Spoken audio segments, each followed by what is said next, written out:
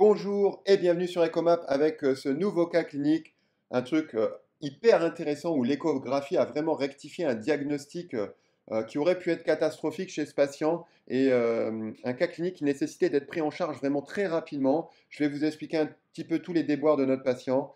Comme d'habitude, un like, abonnez-vous à la chaîne, mettez-moi un commentaire. Les commentaires, j'adore vos commentaires, ça me fait très plaisir. Je fais vraiment, je mets un point d'honneur à vous répondre à tous, à répondre déjà à toutes vos questions et interrogations parce que en échographie, il faut jamais rester avec un doute, hein. Les doutes, c'est quelque chose d'embêtant. Donc, dès que vous avez un doute, eh ben, n'hésitez pas à envoyer une vidéo, quelque chose comme ça pour avoir des conseils à vos confrères et à vos collègues. Demander un deuxième avis. Si vous êtes sur Facebook, eh ben pareil, un like, un abonnement, c'est comme d'habitude. Et puis, je vous rappelle toujours que votre formation à l'échographie est offerte, hein, une formation d'initiation à l'échographie. On ne rentre pas forcément dans les détails, quoique. On va parler d'artefacts, on va parler de cônes d'ombre, on va parler des réglages de l'appareil, des réglages en mode B, mais des réglages aussi en Doppler. Comment on règle correctement tout ça, qu'est-ce qu'on peut voir, qu'est-ce qu'on peut observer, à quoi ça sert pour un médecin généraliste de s'équiper pour l'appareil d'écho. Je vous dis à très bientôt dans cette formation. Place au cas clinique. Aujourd'hui, un patient de 63 ans qui se présente en fait avec une plaie du pied. C'est un patient diabétique mal équilibré, hein. Et ce patient est très douloureux maintenant depuis plus d'un mois. Et en fait, il a consulté aux urgences où on lui a dit qu'en fait, ce qui lui faisait mal, c'était tout simplement sa petite plaie du pied et qu'il fallait uniquement faire une cicatrisation dirigée avec des pansements chez l'infirmière qui avait absolument rien de grave, qui avait rien à s'inquiéter en fait que tout simplement ça allait passer si une infirmière venait chez lui lui faire ses soins. Alors le pied du patient, je vous l'ai pris en photo, il est comme ça. C'est vrai que c'est pas très impressionnant quand on voit ça. Euh, la plaie est petite, hein, elle est petite, mais par contre, déjà quand on appuie sur la plaie, on a un écoulement purulent, donc ça déjà ça devrait éveiller les soupçons. Et la douleur est quand même assez diffuse. Moi, j'obtenais une douleur quand même déjà sur tout l'hallux hein, de notre patient, mais également sur une bonne partie de la plante du pied du patient.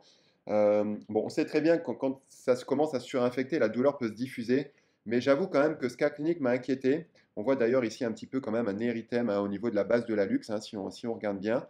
Et ce cas clinique m'a quand même inquiété et j'ai posé ma sonde d'échographie et on va voir que les images de la sonde d'échographie ne font vraiment absolument aucun doute et heureusement que l'échographe était là.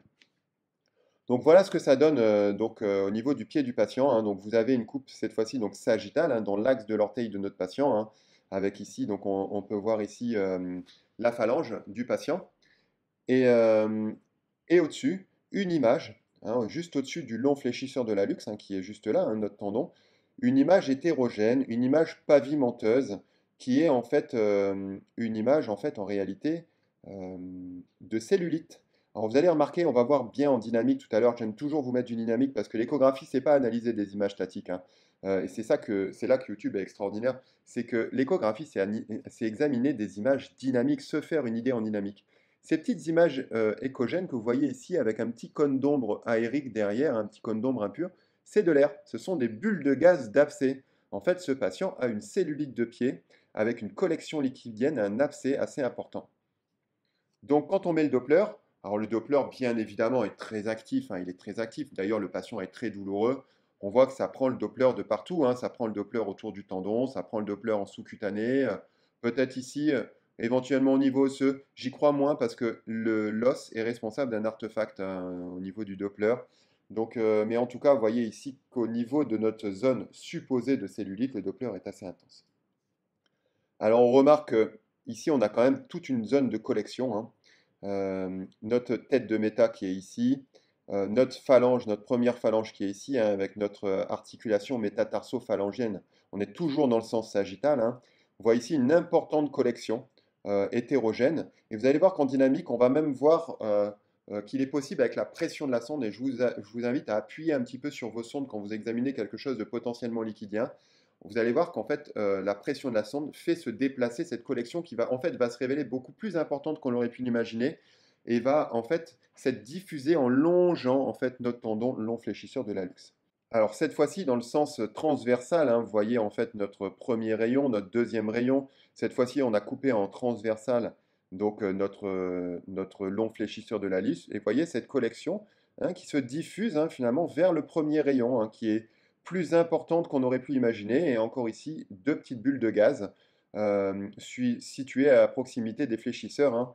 Donc, on sait que tout ça, en fait, ce phlegmon, finalement, ce phlegmon plantaire va dégénérer, hein, va dégénérer très vite chez ce patient s'il n'est pas pris en charge à nouveau en urgence au niveau chirurgical. En dynamique, voici ce que ça donne. On est repassé cette fois-ci en sagittal, donc le long en fait de notre première phalange, hein. On a ici la tête du métal, l'articulation métatarso-phalangienne. Ici, le long fléchisseur de l'hallux, la première phalange, la seconde phalange. Ici, vous voyez le trou, hein, donc c'est en fait c'est la porte d'entrée, hein, qu'on voyait au niveau de notre patient. Et voilà un petit peu ce que ça va donner.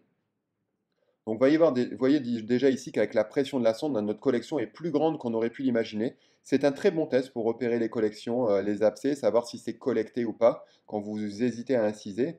Il n'a pas du tout été question ici d'inciser le patient au cabinet, bien évidemment. Vous voyez notre collection qui va très loin, hein, qui va très très loin. Repérez les petites bulles de gaz ici, là, là, là et là, hein, qui sont localisées également dans notre partie de cellulite, dans notre abcès. Hein, vous voyez la collection qui est finalement en contact direct avec ce tendon long fléchisseur et qui va remonter en fait, qui va remonter assez haut au niveau de la tête du méta. Donc voilà, je vous laisse visualiser un petit peu la vidéo, on va revenir en arrière, hein. Voilà, on va passer cette fois-ci en transversal. Même chose, hein, vous voyez ici, là, regardez ici la collection qui est finalement beaucoup plus étendue, hein, qui se met en avant du premier rayon. Hein. Je me suis même demandé, je suis avancé un petit peu sur le côté, si finalement la collection ne pouvait pas avancer ici même en avant finalement des deuxième et troisième rayons. C'était très douloureux pour le patient. Je n'ai pas pu vraiment insister avec la sonde d'échographie pour y aller un petit peu plus fort. Il peut s'agir simplement, hein, d'un œdème réactionnel. C'est difficile à dire. Dans tous les cas, vu l'étendue de notre abcès, vu l'étendue de notre cellulite chez un patient diabétique mal équilibré, il était urgent de le renvoyer en fait en chirurgie. C'est ce qui a été fait. Le patient a été repris en chirurgie, il a été opéré et il est toujours aujourd'hui hospitalisé pour des soins, hein, bien évidemment. Donc, vous voyez comme l'échographie, en quelques secondes, hein, ce n'est pas un examen très long, hein, vous voyez, là où on a quasiment fait l'examen en live ensemble, en quelques secondes, en quelques minutes, l'échographie a rectifié un diagnostic qui aurait pu être catastrophique pour ce patient et a surtout rectifié la prise en charge, puisqu'il ne s'agissait pas du tout ici de réaliser des pansements, il s'agissait de réaliser ici d'un parachirurgical. J'espère que ça vous a plu. Je vous dis à très bientôt sur Ecoma pour une prochaine vidéo. Comme d'habitude, un like, un abonnement, un commentaire surtout. Et puis sur Facebook, c'est la même chose. Un like, un commentaire, abonnez-vous. La formation à l'échographie vous est toujours offerte. Le lien est dans la description. Je vous dis bye bye, à très bientôt pour plein d'autres cas passionnants sur Ecomap.